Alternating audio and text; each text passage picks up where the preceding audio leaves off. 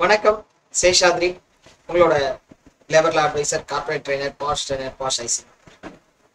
Employment linked incentive scheme ரீசெண்டா 2 நாளைக்கு முன்னாடி கவர்மெண்ட் கேபினெட்ல அப்ரூவல் கொடுத்துருக்காங்க. இது பாத்தீங்கன்னா 2024-25 பட்ஜெட்லயே அனௌன்ஸ் பண்ண ஸ்கீம்.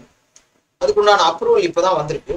மோரோவர் அனௌன்ஸ் அந்த பட்ஜெட்ல தாக்கல் பண்ணதுக்கும் இதுக்கும் நிறைய டிஃபரன்ஸ் இருக்கு. அதனால அந்த ஸ்கீம் அப்படியே வந்தது அப்படின்னு சொல்ல முடியாது. அதுல பார்க்கும்போது 3 விதமான ஸ்கீம் இருந்தது. இப்ப 2 ஸ்கீம் மட்டும்தான் ரிலீஸ் பண்ணியிருக்காங்க. அதை இப்ப அப்ரூவல் கொடுத்து இம்ப்ளிமெண்ட் ஆக போற ஸ்கீம் என்னென்ன, அதை பத்தின முழு தகவல்களை இப்போ நம்ம இந்த வீடியோல நம்ம பாத்தீங்கன்னா, இதுக்கு பேர் employment link incentive scheme, ELI. இதுல 2 ஸ்கீம் இருக்கு. யார் இதுல பெனிஃபிஷியரின்னு பார்த்தோம்னா, யாருக்காக இது அப்படின்னு பார்த்தோம்னா, ஃபர்ஸ்ட் டைமர்ஸ். ஸ்கீம் ஏன்னு இருக்கு, ஸ்கீம் பி. ஸ்கீம் ஏ ஃபர்ஸ்ட் டைமர்ஸ்னா யாரு அப்படின்னா, ஃபர்ஸ்ட் டைம் ஜாபுக்கு வராங்க. ஃபர்ஸ்ட் டைம் பிஎஃப்ல யாரெல்லாம் என்ரோல் ஆக போறாங்களோ அவங்களுக்கு உண்டான ஒரு பெனிஃபிட் இது ஸ்கீம் ஏ. ஃபர்ஸ்ட் டைம் காலேஜ் எல்லாம் முடிக்கிறாங்க, காலேஜ் மட்டும் ஃபர்ஸ்ட் டைம் வேலைக்கு வராங்க. வேலைக்கு வரும்போது அவங்க இபிஎஃப்ல என்ரோல் ஆவாங்க. அப்படிப்பட்ட நபர்களுக்கு உண்டான ஒரு ஸ்கீம் இது. புதுசா நிறைய பேருக்கு எம்ப்ளாய்மெண்ட் கொடுக்கணுன்றதுக்கான அவங்களுக்கு உண்டான இன்சென்டிவ். அடுத்ததா ஸ்கீம் பின்னு ஒரு இன்சென்டிவ். இது யாருக்குன்னா, எம்ப்ளாயர்ஸ். கம்பெனில இருக்கக்கூடிய கம்பெனிஸ்க்கு ஒரு இன்சென்டிவ். ஏன்னா நிறைய எம்ப்ளாய்மெண்ட் அவங்க ஜென்ரேட் பண்ணணும், நிறைய பேருக்கு வேலை கொடுக்கணுன்றதுக்காக எம்ப்ளாயருக்கு கொடுக்கக்கூடிய ஒரு இன்சென்டிவ் இது. இந்த ஸ்கீமை பொறுத்த வரைக்கும் 2 வருஷம் இது அமல்ல இருக்கும். 1 ஆகஸ்ட் 2025 இருந்து 31 ஜூலை 2027 வரைக்கும் இந்த ஸ்கீம் அமலில் இருக்க போகின்றது அப்படிங்கிறது தெரியுது. சரி, இதுல நிறைய சந்தேகங்கள் நமக்கு வரும். அதுல ஒவ்வொரு சந்தேகத்துக்கு உண்டான கேள்வி, அதுக்குண்டான பதில் அப்படிங்கிற விதத்துல இந்த வீடியோவை தொகுத்திருக்கேன். ஸ்கீம் ஏ ஏற்கனவே பார்த்தோம். ஃபர்ஸ்ட் டைம் ஜாபுக்கு வரக்கூடிய ஃபர்ஸ்ட் டைமர்ஸ் அப்படின்ற அவங்களுக்கு உண்டான இன்சென்டிவ். பார்த்தோம்னா ஸ்கீம் ஏ யாருக்கு அப்ளிகபிள் அப்படின்னா, வெரி கிளியர். யாரெல்லாம் காலேஜ் முடிச்சுட்டு ஃபர்ஸ்ட் டைம் வேலைக்கு வராங்களோ, அதாவது ஃபர்ஸ்ட் டைம் பிஎஃப்ல யாரெல்லாம் என்ரோல் ஆகுறாங்களோ அவங்களுக்கு உண்டான ஸ்கீம். இந்த ஸ்கீம் 1 ஆகஸ்ட் 2025 இருந்து 31 ஜூலை 2027 வரைக்கும் அமல்ல இருக்கும். இந்த பீரியட்ல யாரெல்லாம் ஜாயின் பண்றாங்களோ ஃபர்ஸ்ட் டைம் எம்ப்ளாயியா அவங்களுக்கு இந்த ஸ்கீம் பொருந்தும். அடுத்தது என்ன பெனிஃபிட் இவங்க ஃபர்ஸ்ட் டைமர்ஸ் கிடைக்க போறது அப்படின்னா, என்ன பெனிஃபிட் இவங்களுக்கு 15,000 ரூபாய் இல்ல ஃபர்ஸ்ட் மந்த் ஜாயின் பண்ணும்போது என்ன சேலரியில ஜாயின் பண்ணாங்க, பிஎஃப் பேஜ். சேலரின்னும் போது கிராஸ் சேலரியில பிஎஃப் பேஜ் எது ஜாயின் பண்றாங்க, இதுல எது கம்மியான அமௌண்ட்டோ அந்த அமௌண்ட்டுக்கு உண்டான இன்சென்டிவ் இவங்களுக்கு கிடைக்கும். எப்ப கிடைக்கும் அப்படின்னு பார்த்தோம்னா, எப்போ ஜாயின் பண்ணோன்னு கிடைச்சிடுமானா கிடைக்காது.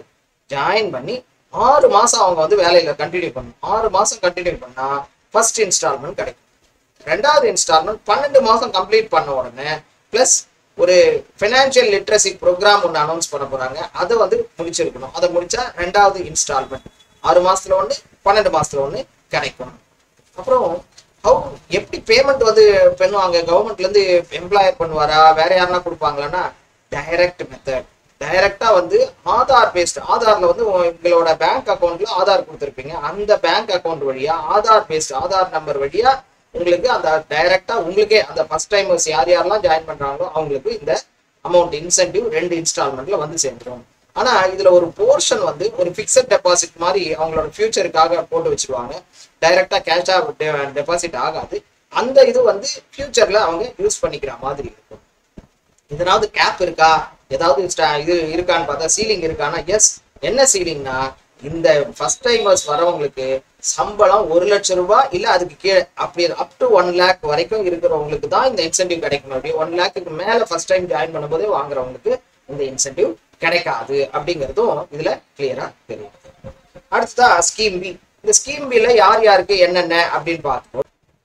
ஏற்கனவே சொன்ன மாதிரி ஸ்கீம் பி எம்ப்ளாயருக்கு, அதாவது கம்பெனிக்கு இந்த ஸ்கீம் உதவியா இருக்கும். இதுல வரக்கூடிய இன்சென்டிவ் கம்பெனி. யாருக்கு இது அப்ளிகபிள் அப்படின்னு பார்த்தா, எம்ப்ளாயர்.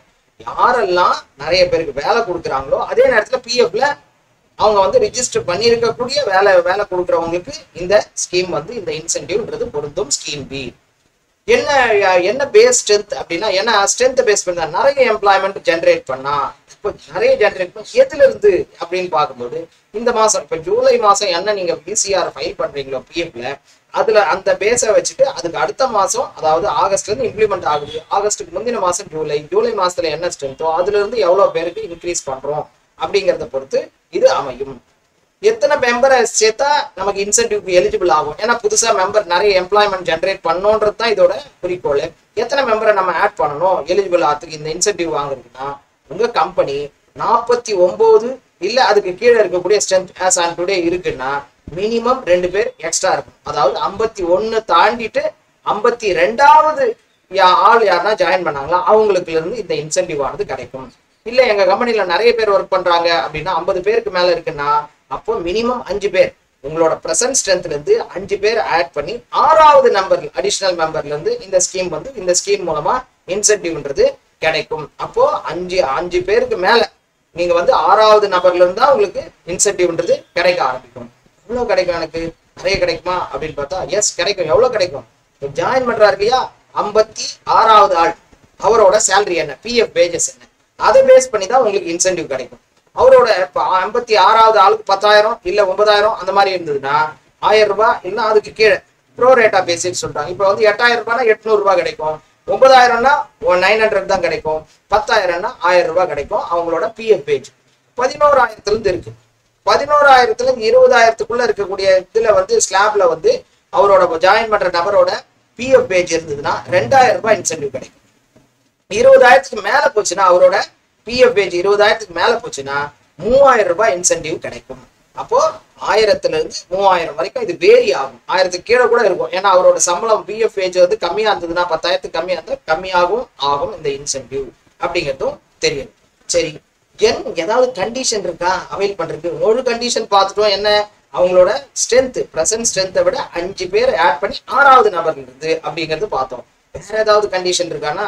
ஆமா, அந்த எம்ப்ளாயி 56வது நபர் ஜாயின் பண்றாரு இல்லையா, அவர் மினிமம் 6 மாசம் ஒர்க் பண்ணணும். அப்பதான் நமக்கு இன்சென்டிவ் கிடைக்கும். அந்த நபர் ஜாயின் பண்ணதுக்கு உண்டான இன்சென்டிவ் எப்ப கிடைக்கும்?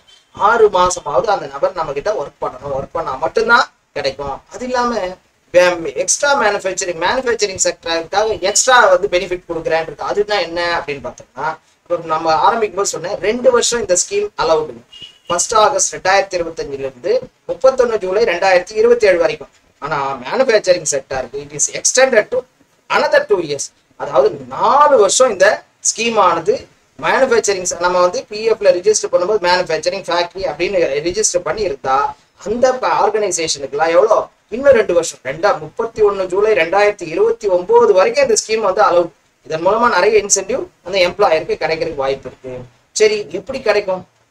ஸ்கீம் ஏல பார்த்தோம், இண்டிவிஜுவலுக்கு ஆதார் பேஸ்ட்ல ஆதார் லிங்க் பேங்க் அக்கௌண்ட் போயிடும். இப்போ கம்பெனிக்கு எப்படி வரும் அப்படின்னு பார்த்தா, இதுக்கு வந்து பேன் நம்பர்ல எந்த அக்கௌண்ட் நம்பர் லிங்க் ஆயிருக்கோ அந்த அக்கௌண்ட்டுக்கு தானாவே கிரெடிட் ஆயிடும். நம்ம எதுவுமே கிளைம்லாம் பண்ண தேவையில்லை. as of now இருக்கக்கூடிய தகவல் பிரகாரம் இந்த தகவல்கள்லாம் தெரியுது. இன்னும் பிஎஃப்ல இருந்து ஒரு சர்க்குலர் வரும். இது வந்து கவர்மெண்ட் வந்து கேபினெட்ல அப்ரூவ் பண்ணதுக்கு அப்புறம் கொடுத்த ஒரு இன்ஃபர்மேஷனை வச்சு இதெல்லாம் இருக்கு அப்படிங்கிறது தெரியுது. இப்போ பிஎஃப் ஆபீஸ்ல இருந்து உங்களுக்கு ஒரு சர்க்குலர் வரும். சர்க்குலர் வந்த உடனே அதுல டீட்டெயிலா எப்படி ஏதாவது அப்ளை பண்ணணுமா இல்ல தானாவே கிரெடிட் ஆகுமான்றது டீட்டெயில் தெரியும். தெரிஞ்ச உடனே அதையும் நான் அப்டேட் பண்றேன்.